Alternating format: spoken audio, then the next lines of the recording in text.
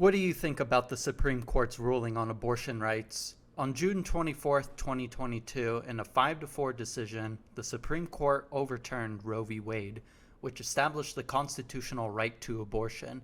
Now states have the authority to establish their own abortion laws. The basis of this decision is that abortion is not an enumerated right in the Constitution. The consequences of banning abortion are that the overall crime rate will most likely increase substantially. Women's lives are at risk, and additional rights will be in jeopardy based on the justification for this decision. Crime will not only increase because of women getting abortions illegally, but because substantial numbers of these unwanted children will likely develop and grow in poor conditions such as poverty and poor parenting environments. This situation facilitates children having a higher probability to turn out as adults that cannot deal with normal societal stresses.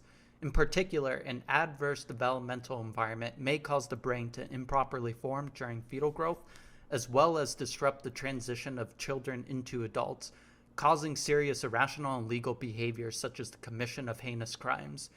Committing heinous crimes are often stipulated from antisocial behavior, which is defined as consistently showing no regard for right and wrong and ignores the rights and feelings of others.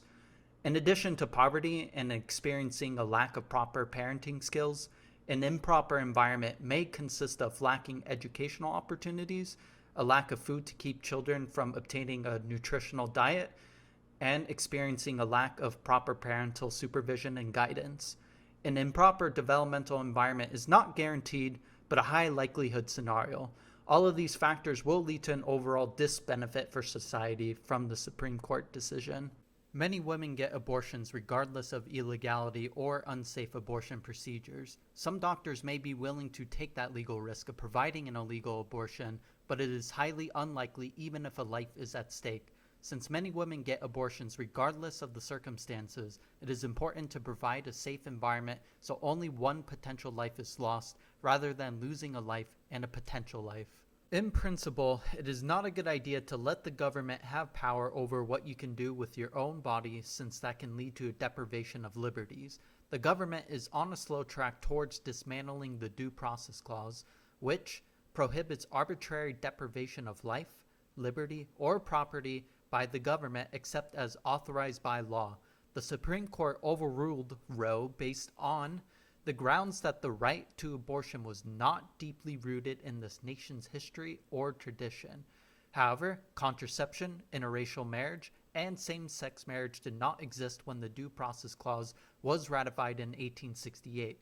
Without clearly indicating why starting non-traditional laws are unlawful, it puts into question whether some of the Supreme Court justices are biased because of their religious beliefs when it comes to interpreting the Constitution for making decisions that would benefit society the most.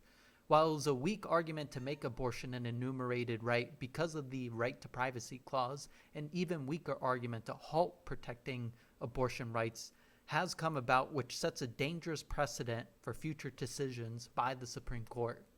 Banning abortion will have serious consequences going forward. Crime will go up, many women will be unable to get abortions safely, and our other liberties we take for granted will be in jeopardy. The Supreme Court justices are given an important job, and when it's mismanaged due to biases, a call to action is needed by getting out there and participating in our right to vote or setting up peaceful protests.